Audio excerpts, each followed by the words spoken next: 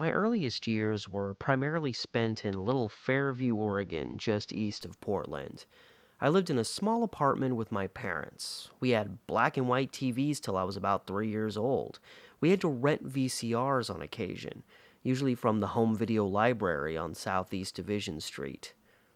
Side note, one of the earliest VCRs we owned was actually one of the old school 80s top loader ones where you'd hit eject and the thing would pop up. It broke down eventually and ended up sitting on top of like a file cabinet in my bedroom for like 15 years. And finally, me and my friend decided to do a like Office Space parody from when they take their copy machine from their workplace out that they hated so much and they beat the hell out of it in a field. Well, my friend and I literally did that exact same thing. His brother filmed it. We took it out to the middle of a field by a school and we utterly destroyed this old top loader VCR, putting music over it and stuff.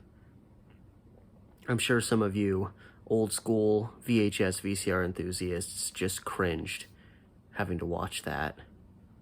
Anyway, I still remember when we got our first VCR with recording that didn't work.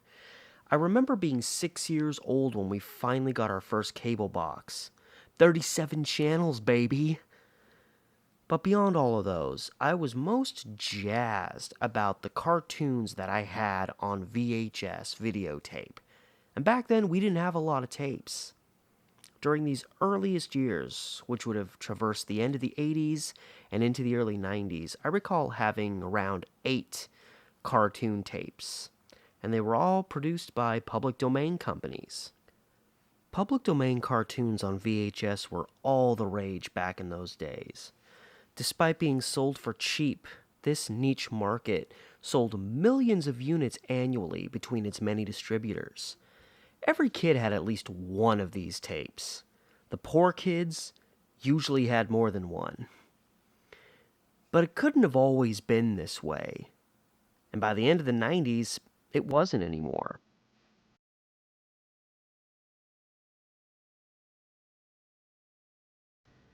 The usage of magnetic tape, the type used in VHS cassettes, had its uses dating back to the middle 20th century, but VHS itself wouldn't be made available to the American public until 1977.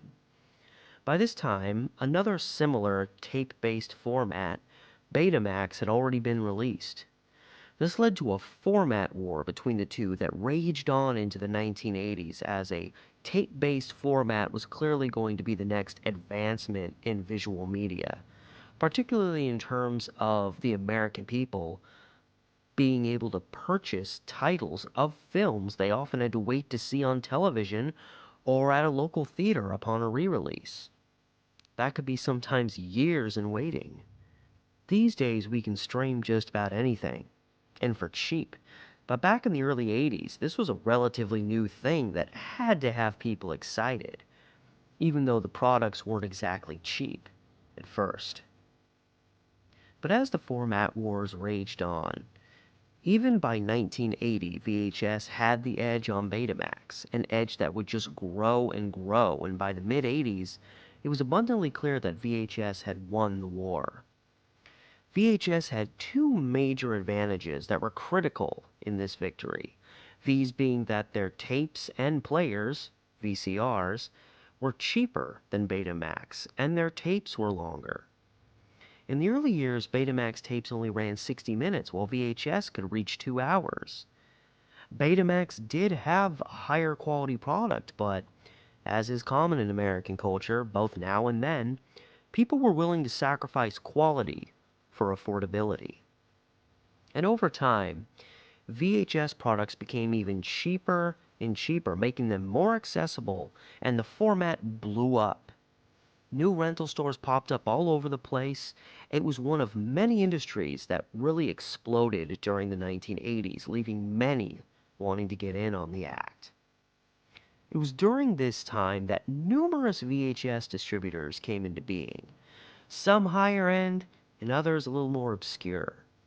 Somewhere along the line, some people realized something. They could reproduce content that was in the public domain and sell their tapes at a time where people wanted VHS tapes like crazy. And these individuals could sell their tapes for cheaper. The public domain, for those who don't know, is essentially a pit where our forgotten works often end up, be they film, music, written works, etc.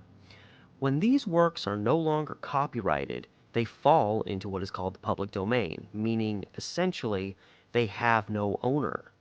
The public can use that content without having to ask somebody for permission. Works often ended up here because their copyright expired and it was not renewed. Some have intentionally let their works fall into the public domain, and others have even ended up having their works go into the public domain because they neglected to put a copyright in the credits of that said work. You can probably see where this is going. Anyone with the right equipment could get a hold of as many public domain titles as they could, regardless the quality of the prints, mass produce, and sell them on a markup, making money while barely spending money. And you didn't even need to have a lot of money to get started in a business like this. It's no wonder then that by the mid-80s, the public domain distribution market had become completely saturated. Obviously, these distributors put out an assortment of content, including TV shows, movie trailers, old films, and cartoons, but understandably, we will be focusing exclusively on the public domain cartoon output by these various companies, some of which were decent, most of which were crap. Some companies survived many years, while some were here and gone in the blink of an eye. They all had various motives for going into the public domain VHS game. Often that motive was easy money, but there were more nefarious motives as well. While there are cartoons from an assortment of studios that exist in the public domain, many only have a handful of works there. Warner Brothers' Merry Melodies and Looney Tunes cartoons are featured heavily in the public domain, at least their older ones. Other studios that have the highest amount of content in the public domain, at least the highest amount that would appear on these old 80s tapes, included Terrytoons, who produced animation from 1929 until 1972. Their most well-known character was probably Mighty Mouse. Famous Studios, which existed until 1967, produced cartoon content for Universal Studios after they took over Fleischer Studios in 1941. Fleischer Studios is where cartoon characters like Popeye the Sailor and Betty Boop originally came from, with Casper the Friendly Ghost, among others, being added after it became Famous Studios. Then there was Walter Lantz Productions, which lasted from 1928 to 1972, producing animation for Universal Pictures. Most memorable from their company was probably Woody Woodpecker. Again, most of the content reproduced in these 80s VHS tapes were from one of these aforementioned groups, whose cartoons will be represented heavily in this video.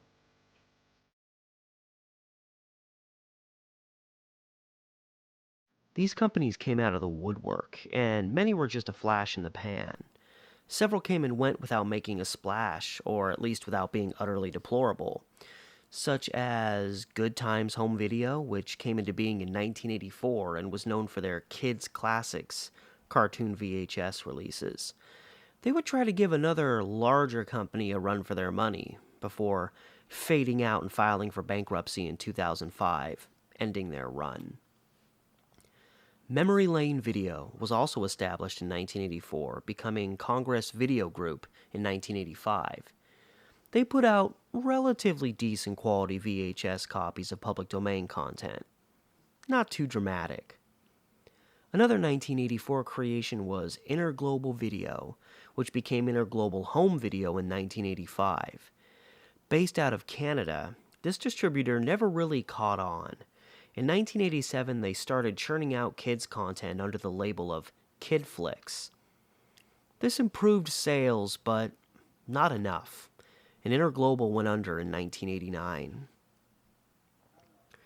1985 brought about Transatlantic Video, which mostly put out old contents, cartoons included. In the late 80s, they changed their name to the Diamond Entertainment Corporation, and unlike most others in their realm, They found later success in DVD sales, likely in part to the fact that they had a massive catalog of titles. Another distributor that was just there.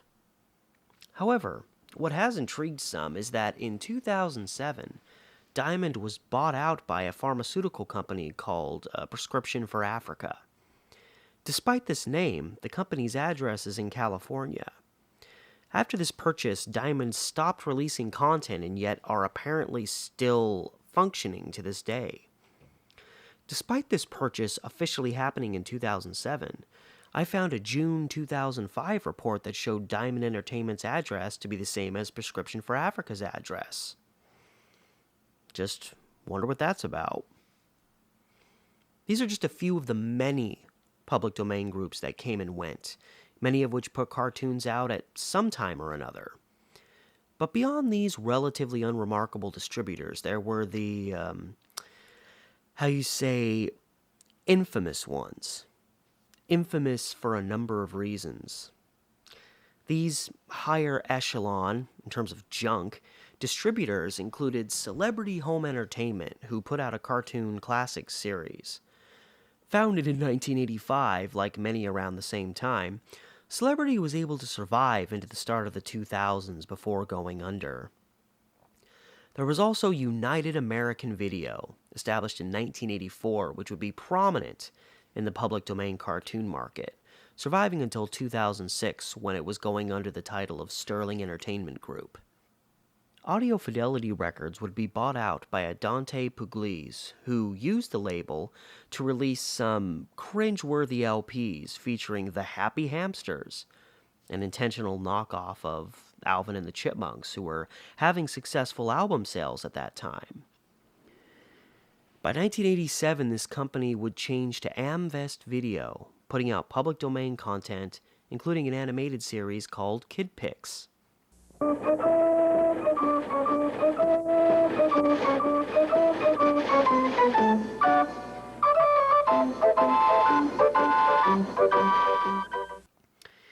And arguably the most notorious, VidTape Inc., who put out an extensive series of cartoon VHS tapes called Cartoons Are Fun. There's going to be a lot to unravel here.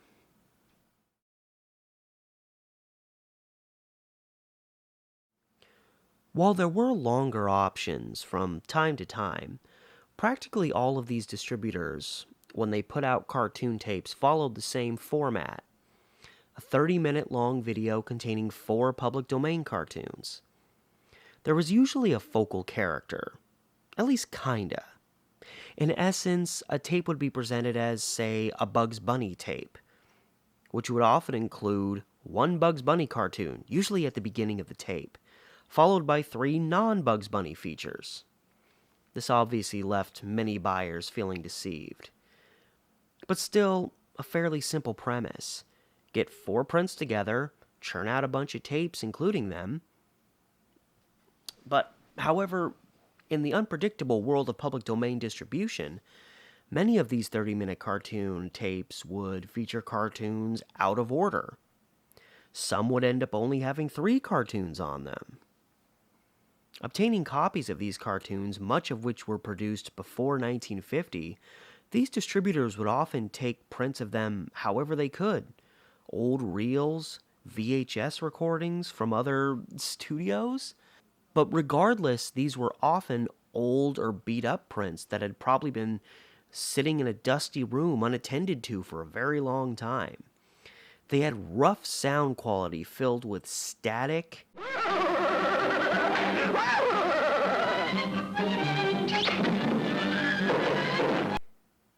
poor film grain, and blown-out color, among other things. What's worse is, some of these cartoon prints weren't even complete, with some having edits in them and or missing the opening altogether. And frequently, if the prints weren't missing something, the distributors would edit the cartoons themselves.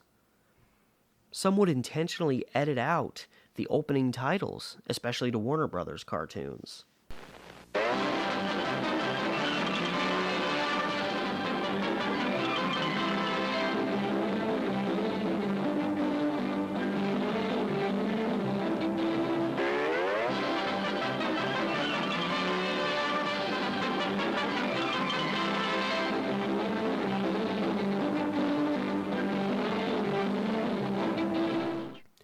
And if they left these titles in, they would sometimes remove the audio, leaving this dreary silence to open these supposedly kid-friendly cartoons. While VidTape Inc. is widely considered the worst in terms of putting out quality tapes, the worst I have personally seen, at least in my opinion, were put out by a distributor called Star Classics, which was a small public domain distributor that only lasted a couple of years. Looking back on some of their output, I can't say I'm surprised. An upload by YouTuber Jeffrey X of a 1988 Star Classics tape titled Color Cartoon Festival No. 6 is probably the worst public domain release I have ever seen. The film starts with a split second of credits before jumping into a very racially problematic Little Lulu cartoon. The audio is terrible, with high static and numerous blips. There's also a continuous static sound that covers the whole duration of the tape.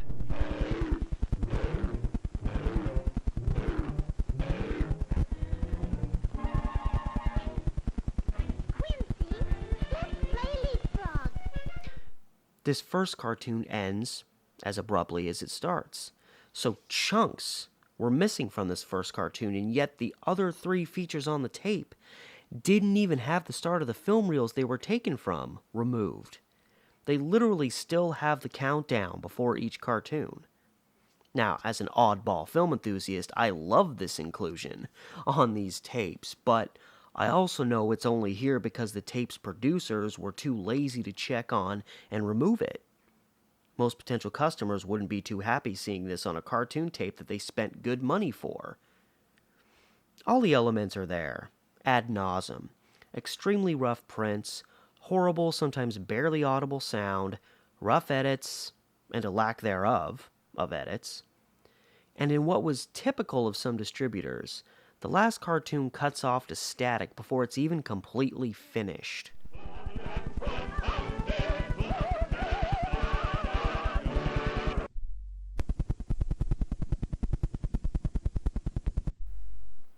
Another tape from this series, Festival Tape No. 5, was also uploaded onto YouTube by a YouTuber called The Analog Archive, who has a rather large catalog of this kind of public domain fare, just in case you want to give it a look. This tape doesn't fare much better than the other, with abrupt cuts, staticky audio, and rough prints of the features.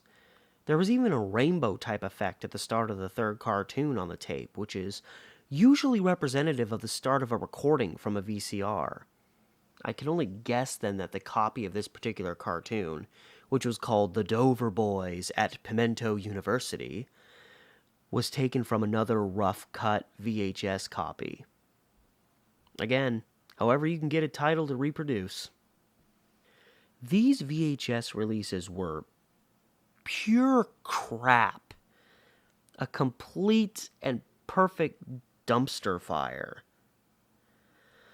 Man, people really didn't know what they were getting into when they purchased this type of content from these kinds of distributors.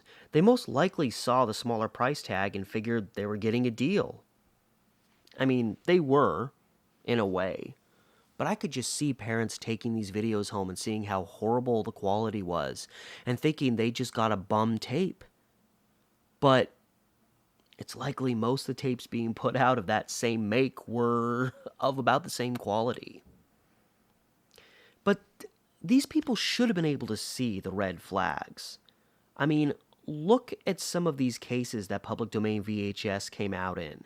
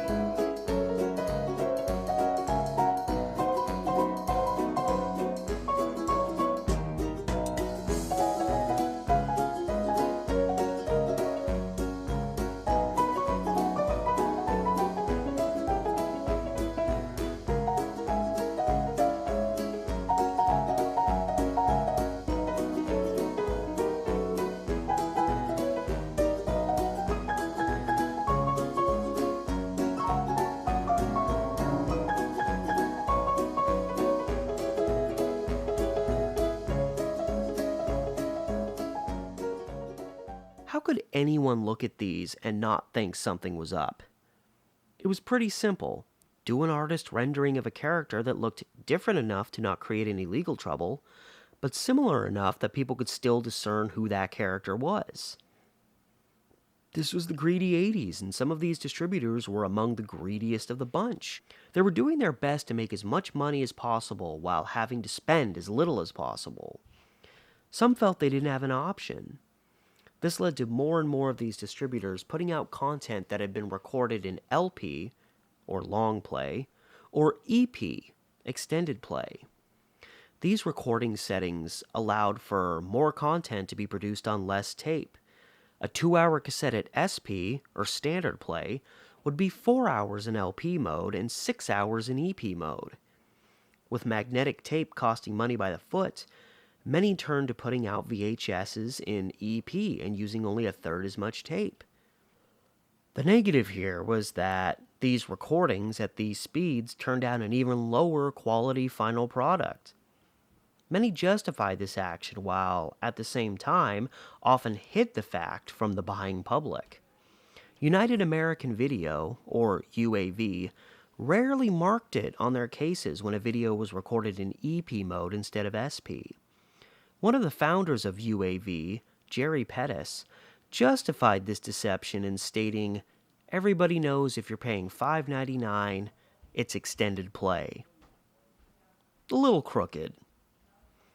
The fight would go on as to the, morality of putting out EP-level content. From my perspective, unless you're paying super close attention or have a really fickle VCR, I personally never noticed much of a difference between SP and EP recordings.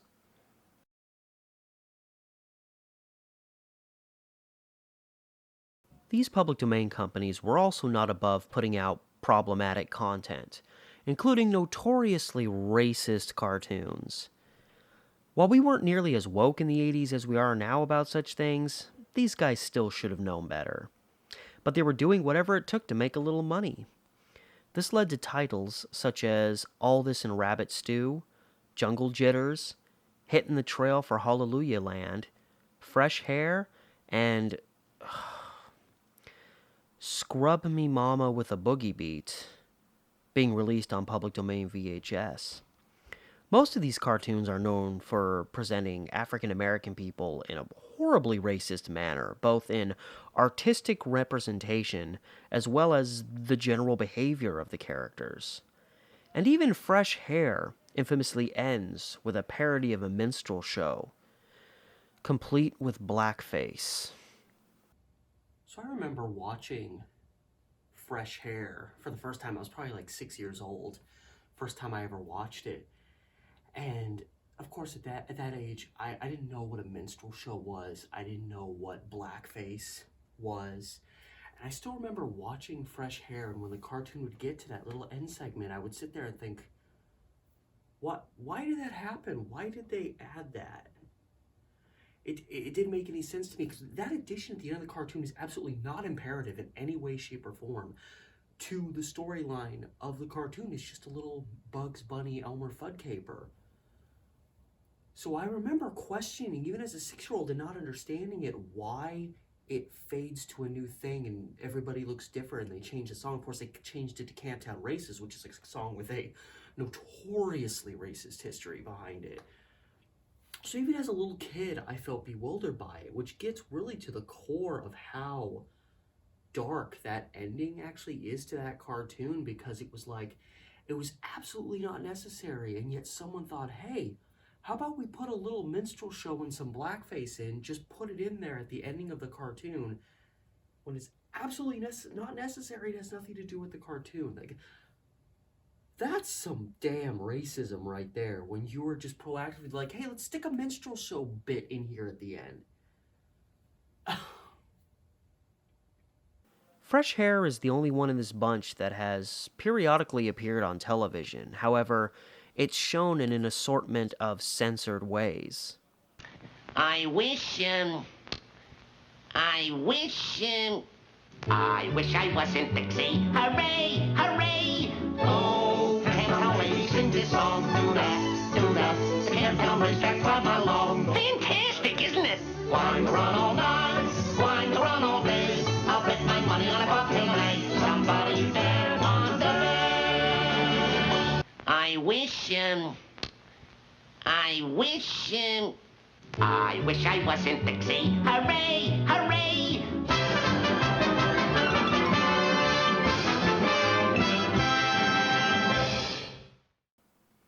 However, a TV station in Milwaukee, Wisconsin did play the unedited version of this cartoon back in 2003.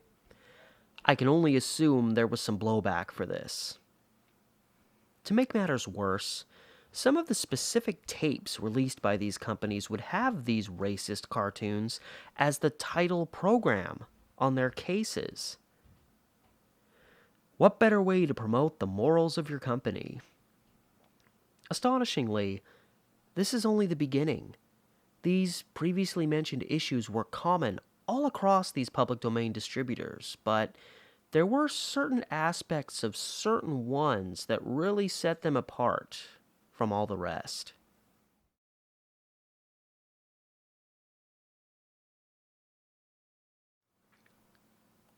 So, certainly there were at least minor ethical issues regarding how many of these distribution companies conducted themselves, but trashy prints, odd edits, and even questionable titles were not as bad as it got for some of them. Such brings us to VidTape Inc., purveyors of the Cartoons Are Fun VHS series. This series started reputably with another company called Home Video Syndications, or HVS, which put out SP quality videos from original 35mm prints. By 1990, HVS ceased operations and VidTape Inc. took over the series, and it, as they say, went to total shit. They were most known for having tapes that ended or cut off before the cartoons were even finished.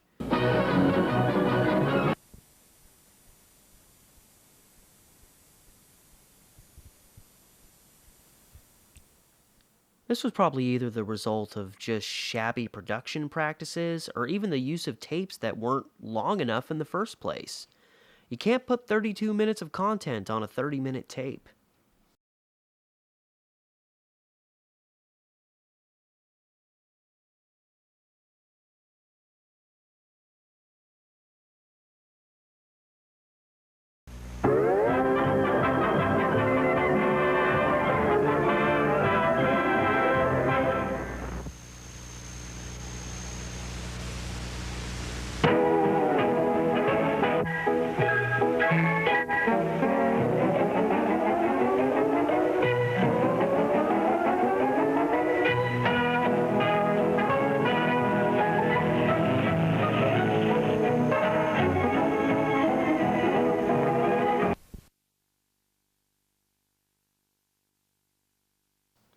They were also clearly releasing their videos on previously used tapes.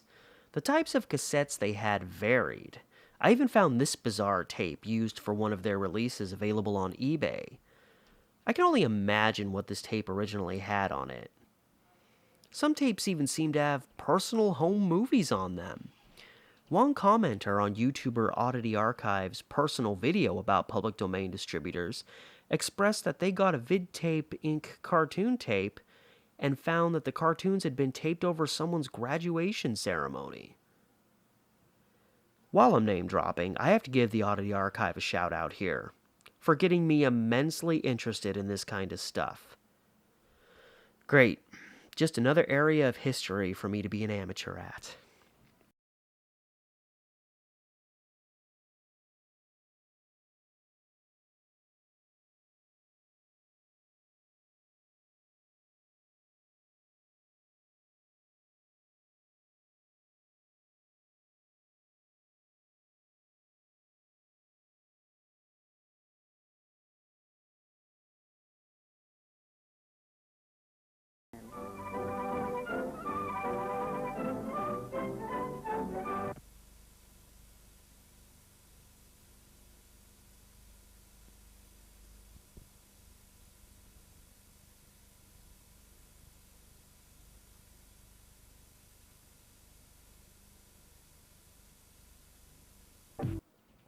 So anyway, the Cartoons Are Fun series was bad. Like, bad. And, like others, VidTape Inc. screwed up in truly remarkable ways. One copy of a Casper the Friendly Ghost VHS I found from them online included one Casper cartoon, followed by the same Casper cartoon repeated 3 times. Speaking of 3, these guys were also notorious for putting 3 cartoons on a VHS that advertised for 4. And if that's not enough to stir up your emotions, there were tapes produced in this series that were dubbed in other languages. Most notably were their videos that were poorly dubbed into Spanish, seemingly using the same single person to do the voices for all of the characters in these cartoons. It's pure nightmare fuel, the kind of stuff that keeps you up at night. Y ahora, señores, vamos a presentar el premio a las gallinas más gordas que he visto en mi vida. ¡Felicidades! ¿Qué pasa? No puede ser. Dame mi dinero, yo gané.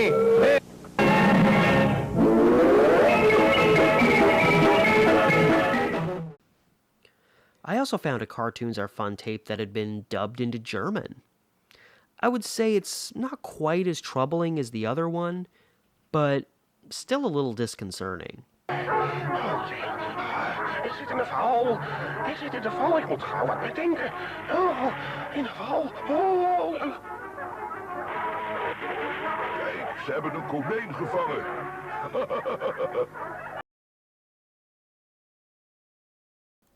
Still, with this content becoming their bread and butter, VidTape Inc. changed their name simply to Cartoons Are Fun in 1990 before going back to VidTape Inc. in the late 90s. It was during this time of the late 90s that the bottom really fell out for this company. On May 1st, 1998, U.S. Secretary of Labor Elaine Chao filed suit against VidTape Inc. for a mess of violations that happened between May of 1995 and June of 1997. Namely, several employees came forward stating they were paid below minimum wage. They also stated that they were working 60-hour weeks and not being paid overtime. Conveniently, VidTape did not keep proper payroll records at this time, specifically regarding things like hours worked, overtime paid, and their employees' hourly wage. Coincidence? A Wilbur Amaya also testified that he was hired there at the age of 14, meaning strict child labor laws applied to his employment. For a year, he worked with this company, working 10-hour days, 6 days a week, while going to school. This is a massive violation. Finally, by 2002, the court ruled in favor against VidTape Inc., which by then had shifted to a new company name of VideoZone. Crappy content churned out by a crappy hierarchy. That was VidTape Inc.'s cross to bear, but Amvest Video's situation may have just been darker. Again, originally a record company, it became Amvest in 1987, churning out cartoon videos under the title of Kid Pics.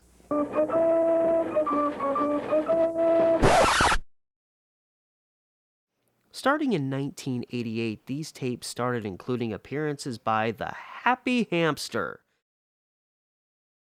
an obvious callback to the Happy Hamster vinyls they churned out before becoming Amvest. This hamster mascot, in a band uniform up against a nightmare-fueled, forested backdrop, would promote the Kid Pics Club, wherein a kid could join by sending in a picture of themselves and a little bit of information about them, such as what they liked, along with a little cash, of course. Attention, attention! A proclamation! I, the Happy Hamster, am president of a new club, the Kid Pics Happy Hamster Club, and I'm inviting you to join me as official members. There are some very exciting times ahead for us, and we want you to be a part of it.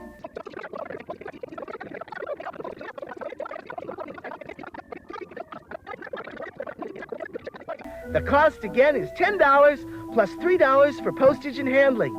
Make sure the check for $13 is made out to the Kid Picks Club, 937 East Hazelwood Avenue, Rahway, New Jersey, 07065.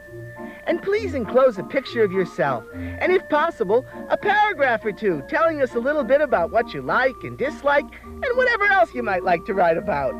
It's very possible we might be able to include this in one of our future newsletters.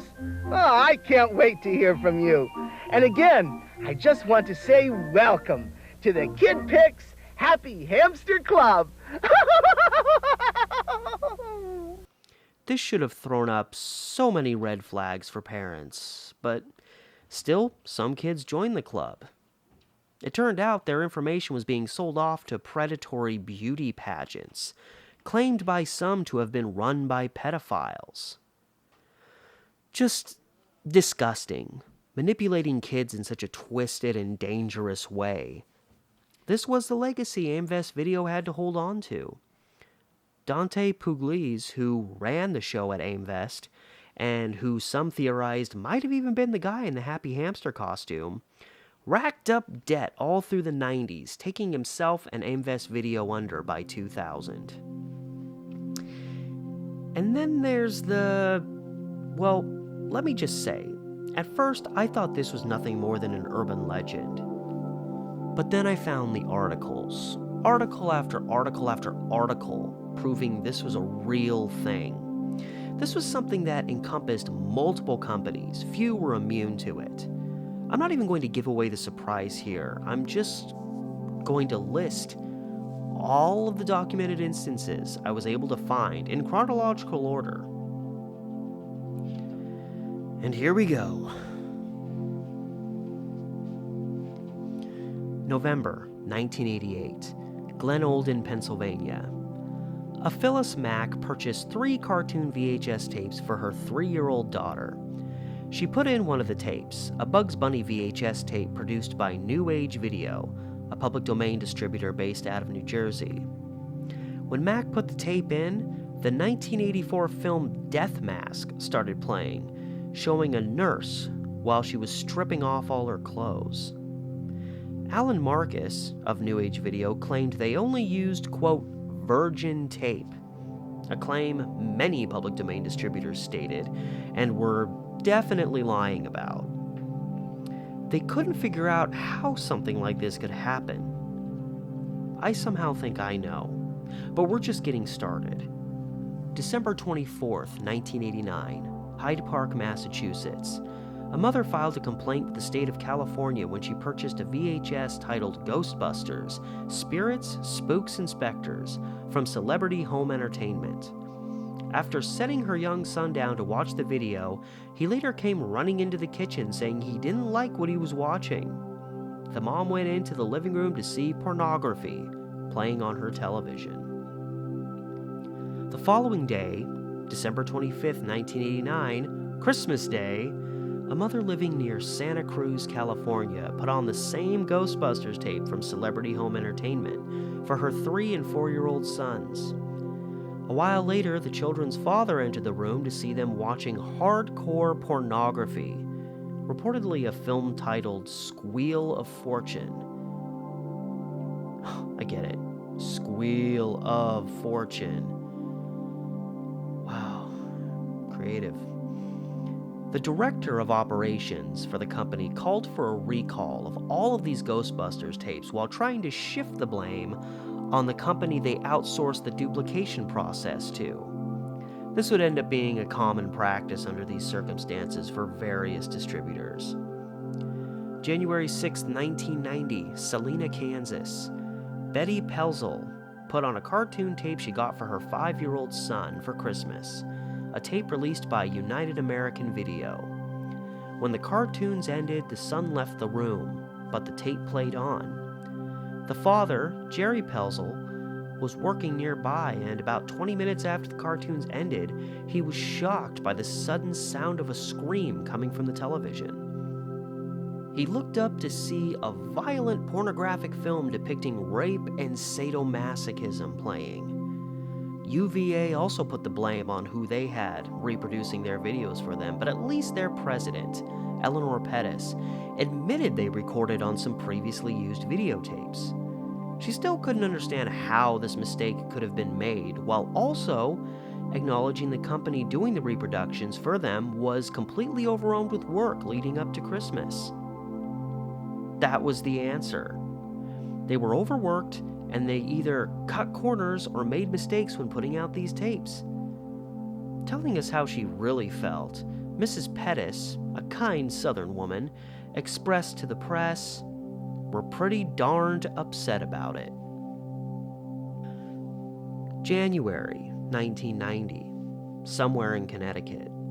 An unrelated article expressed a family had filed a lawsuit after purchasing a Cinderella VHS tape from a toy store for their kids and found that it contained porn. There was no further information that I could find on this case, but I have some thoughts on it. So, of course, the volume on Macs are atrocious, but apparently in 1990, there was a mother in Connecticut who got a Cinderella-based public domain tape. It was January 1990. And this is a Cinderella-centric cartoon tape from Family Time VHS, 1989. Now, I'm wondering if this is the same VHS that the mother got. It only implied that it was, it was a public domain release. It didn't say what studio did it. It was just a Cinderella tape. And I went through the comments to see if anybody else noticed what I did, but no, it's just a few comments here. That's all of them. I scanned to the end just out of I was like, I'm probably not going to find porn. It's YouTube. Like, somebody would have seen it. It would have gotten taken down, something. But in trying to, see if maybe there's some way to verify that this is the same tape, I noticed at the end, and it's going to be really hard to hear. I'm going to have to put my headphones on, I think. But here's the end of the tape. The last little bit of this cartoon. Beautiful VHS quality, but listen closely.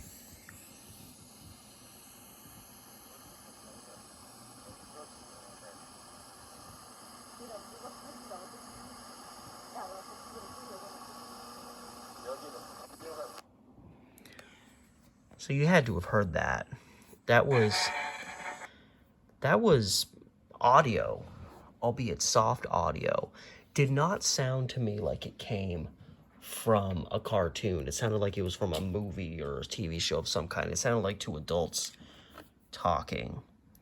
So I'm wondering if that was leftover audio from a tape that Family Time reused to record this over, which would, of course, vindicate that, the Cinderella film that they were putting out was being recorded over past, previously used videotapes that were being supposedly erased and taped over. So that might even add further fuel to the idea that this was the same one that the porn was found on in Connecticut. February 1990, Salem, Massachusetts. A Mary Marquez bought the now infamous Ghostbusters video for her kids to watch. When the cartoon ended, about 3 minutes of porn appeared at the end of the video. Celebrity Home Entertainment, under fire again. By this point, personnel within their organization were spouting that these tapes had likely been sabotaged by an employee within their company. Anything to pass the buck and not admit you had a sketchy, unreliable operation. Like the Office episode with the offensive watermark. Kind of along those lines.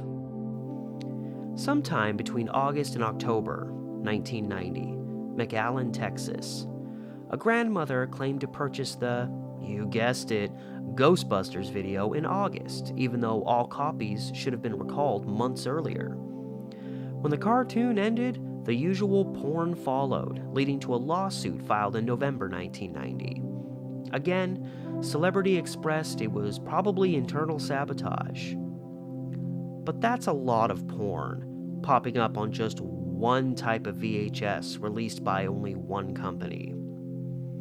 I did a little research and found this exact tape is available for purchase on both Amazon and eBay.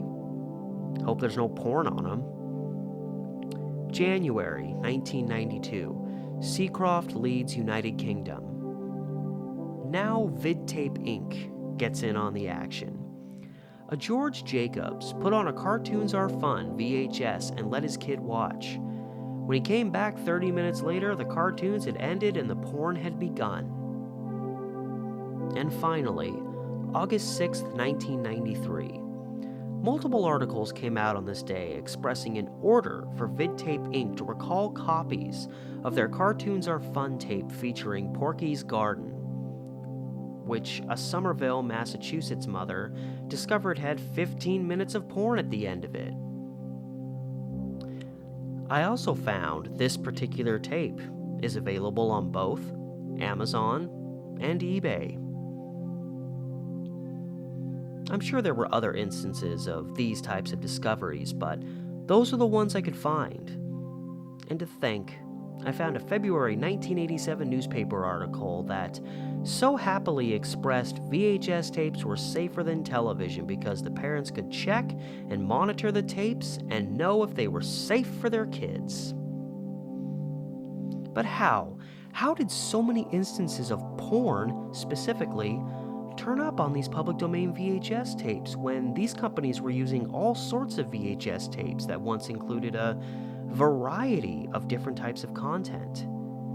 Well, it's important to realize that VHS was a major boon to the porn industry, and they churned out lots of tapes in the early to mid-80s. Some have even claimed it played a major role in why VHS won the format wars.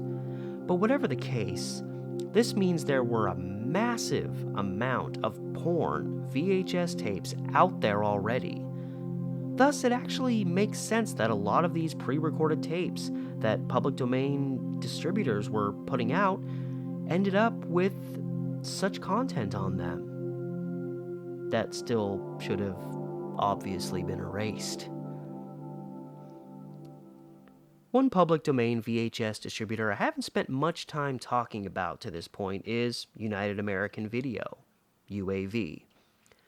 But they had their hands in a lot of these different types of issues. They obviously had used tapes that once had porn on them. There were claims that, like Aimvest Video, they had created a club to go with their kids' videos that also sold off information to predatory beauty pageants, with a possible pedophile connection. Opinions vary with regards to the quality of their output, but if you're going to respect them for anything, you've got to respect their hustle. These guys churned out cartoon VHS tapes and collections like their very lives depended on it. If anyone took advantage of putting out content in mass quantities, it was these guys. But why do I save these guys to discuss till now? 'Cause UAV tapes were my jam! Wait a minute. Just wait a minute. So, this prominent thing from my childhood, this one of my greatest memories, the production company that put these things out, that put these things into my home, that gave me these memories, and now I'm at this age, I'm in my 30s, I'm having all of this nostalgia. You're telling me that this company got mixed up in predatory beauty pageants, and porn might have been on their videotapes, and they might have been not perfect? Oh my God.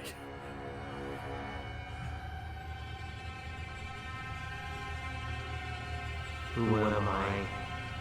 What is life? What does it mean? Nothing is right. Everything is a lie. I am nothing. I am everything. There is no me.